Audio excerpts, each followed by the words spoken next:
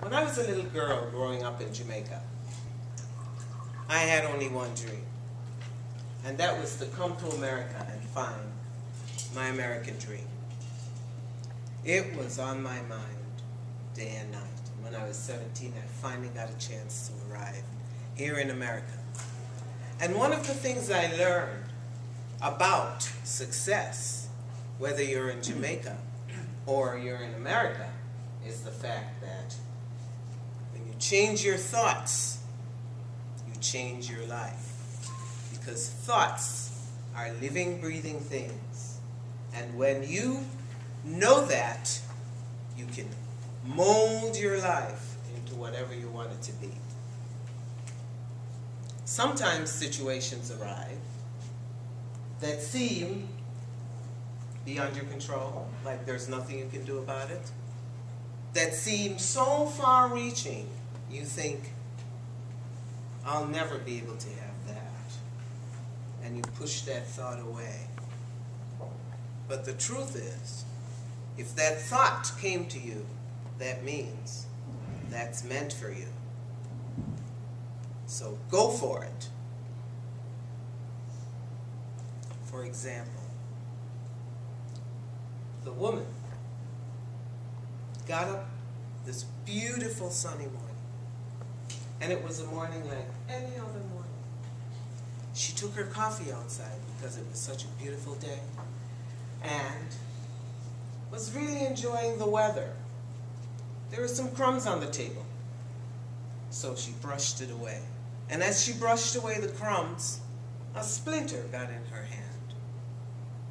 So she pulled out the splinter, and she dressed it and took care of it, and thought nothing more of it. It's just a splinter. But as the days went by, it became worse and worse. Eventually, her whole hand was swollen so badly, she had to go to the hospital.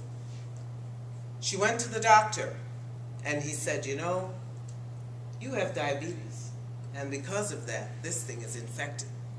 It is so bad, I'm going to have to slice between your fingers to do some work on it, get the thing out that's under there, and get that hand to go down. He did that. Didn't help. Came back to her again, and he said, you know what? Let's try something else. But when we try this other thing, I think you might not be able to move your fingers. She said, whatever it takes. So he did that. It didn't solve the problem. Finally, he came to her and he said, Mrs. Ward, I'm sorry. I'm going to have to take that hand. And she turned to her relative in the room and she said, get my clothes. We're leaving. Her relative said, but we can't do that. Don't we need their permission to leave? And she replied, they need my permission to keep me here. Get my clothes. We're leaving. So she went home. She went out in the backyard. She pulled up these weeds in the backyard. And she rubbed them between her hands. And she put it on the back of her hand and she wrapped it in gauze. She did that every day. She put some fresh herbs from the yard on the back of her hand and wrap it in gauze until eventually her hand healed. So she went back to the hospital and she went hunting for the doctor. And she finally found him. There he is walking up the hall right up there. She said, hey, you. Me? Yeah, you. I'm talking to you. You remember me? Yeah. She goes, you see this hand? When I go, I'm taking it with me. And look, I can even wiggle my fingers too. And when my grandmother did that, I learned a very important lesson.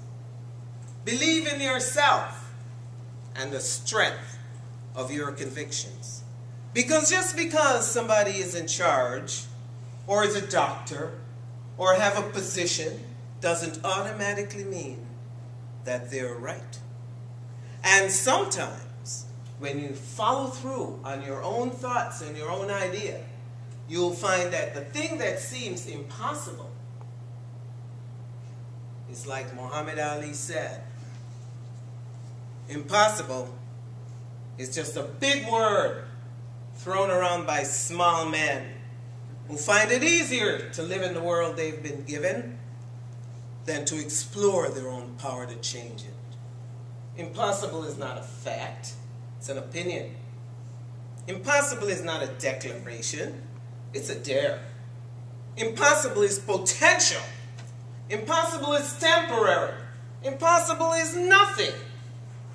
So remember that and know that your thoughts bring you the life you live. And if you don't like the way it's looking, change your thoughts, change your life. Thank you.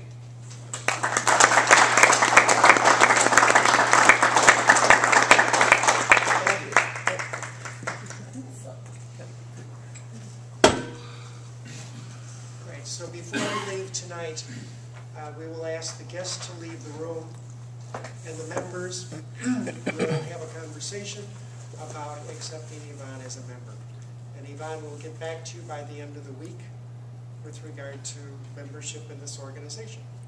Thank you.